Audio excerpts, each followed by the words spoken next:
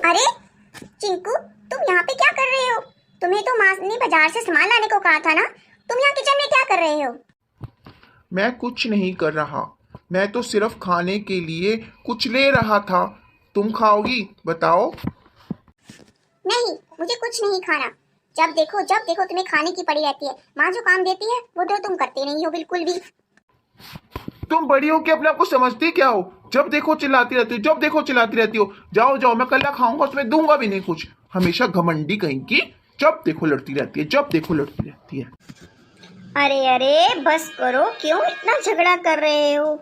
बस शांत रहो। क्या हो गया मुझे बताओ।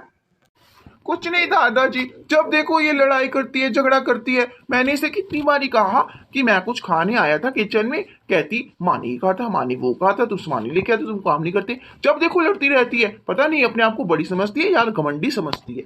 जब देखो जब देखो। नहीं दादाजी, मैं नहीं लड़ती। लड़ता तो ये है।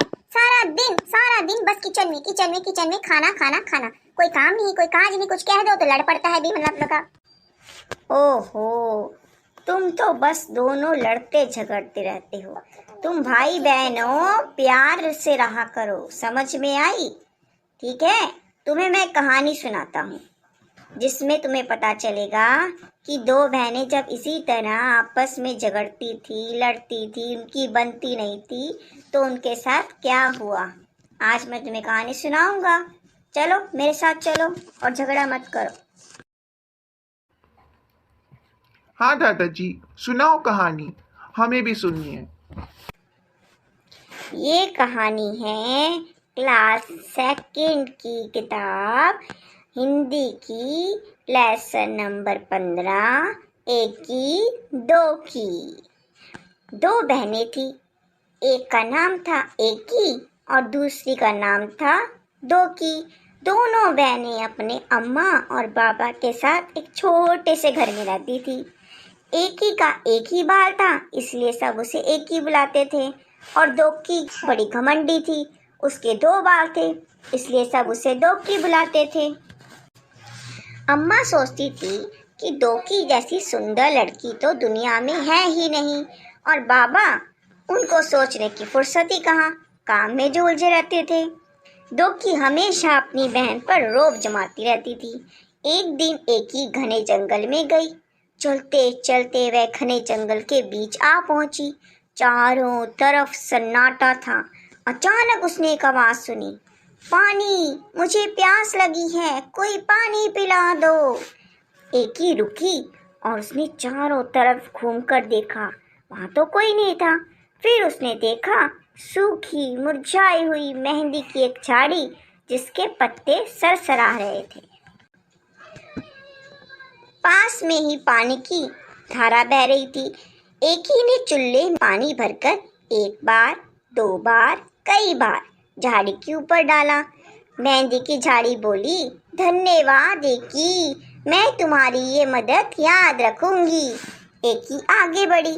फिर अचानक सन्नाटे में एक और आवाज सुनाई दी, मुझे भूख लगी है, कोई मुझे खाना खिला दो। एकी ने देखा कि एक मरियल सी गाय पेड़ से बंधी हुई थी। एकी ने घास फूस इकट्ठा की और गाय को खिला दी। उसके बाद उसने गाय के गले में बंधी रस्सी को खोल दिया। धन्यवाद एकी, मैं तुम्हारी ये मदद हमेशा याद रखूंगी। गाय ने कहा। एकी अब चलते चलते थक गई थी। उसे गर्मी भी लग रही थी। उसे समझ ही नहीं आ रहा था कि अब ये क्या करे, कहाँ जाए। तभी उसे दूर एक झोपड़ी दिखाई दी। एकी दौड़कर झोपड़ी तक गई और आवाज लगाई, कोई है? एक बूढ़ी अम्मा ने दरवाजा खोला। फिर क्या हुआ दादाजी? बूढ़ी अम्मा बोली, आहा, आ गई मेरी बच्ची, मैं तुम्हारी ही राह देख रही थी। आओ अंदर आ जाओ। एकी हैरान हो गई और चुपचाप झोपड़ी में आ गई।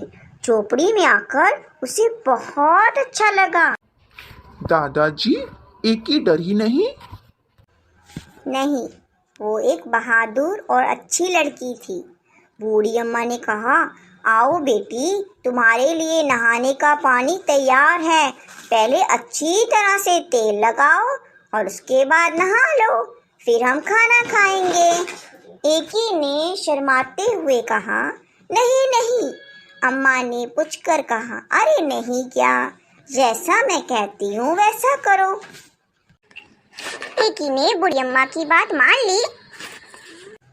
हाँ, एकी ने बूढ़ी अम्मा की बात मान ली। फिर पता है क्या हुआ? एकी ने जैसे ही अपने सिर से तौलिया हटाया तो उसने पाया कि उसके सिर पर एक नहीं परंतु बहुत सारे बाल थे। एकी इतनी खुश हुई कि वह खाना खा ही नहीं सकी, बस बार बार वह बूढ़ी अम्मा का धन्यवाद ही करती रही। बूढ़ी अम्मा ने मुस्कुराते हुए कहा, अब तुम घर जाओ बेटी और हमेशा खुश रहो। एकी के तो पंख ही निकल आए। वह सरपट घर की तरफ दौड़ चली। रास्ते में उसे गाय ने मीठा मीठा दूध दिया और झाड़ी ने हाथों पर रचने के लिए मेहंदी दी। घर पहुंचकर एकी ने सारी कहानी सुनाई। दोकी कहानी सुनते ही सीधे जंगल की तरफ भागी। दोकी इतना तेज भाग रही थी कि ना उसे प्यासी झाड़ी और ना ही भूखी गाय की पुकार सुनाई दी। अच्छा, वो दो की जो उसकी बहन थी, थोड़ी घमंडी और झगड़ालू। हाँ, वह तो धड़ाधड़ाती हुई झोपड़ी में घुस गई और बूढ़ी अम्मा को हुक्म दिया, मेरे लिए नहाने का पानी तैयार करो। हाँ, आओ, मैं तुम्हारी ही राह देख रही थी। पानी तैयार है, नहा लो। बूढ़ी अम्मा ने दोकी से कहा। झटपट नहाने के बाद जैसे ही दोकी ने तौलिया सिर से हटाया, उसकी तो चीख निकल गई। क्यों? क्या उसके साथ वैसा नहीं हुआ जैसा इक्की के साथ हुआ था? नहीं, दोकी के तो दो ही बाल थे और वह भी झड़ गए थे। रोते रोते दोकी घर की तरफ चलने लगी। रास्ते में उसे गाय ने सींग मारा और मेहंदी की झाड़ी ने कांटे चुभो दिए, मगर अब दोकी अपना सबक सीख चुकी थी। इसके बाद एकी दोकी अपने अम्मा बाबा के साथ खुशी खुशी रहने लगी। अरे वाह दादाजी, सच में बहुत अच्छी कहानी थी एकी और दोकी की। उन्हें सबक भी अच्छा मिला। अब हम समझ गए हैं, हम भी कभी झगड़ा नहीं करेंगे और मिलकर रहेंगे। हम भी अम्मा बाबा की बात अच्छे से मानेंगे और खुशी खुशी रहेंगे एकी दोकी की तरह। हाँ दादाजी, मुझे भी माफ कर दीजिए। मैंने बड़ी दीदी को इतना कुछ कह दिया।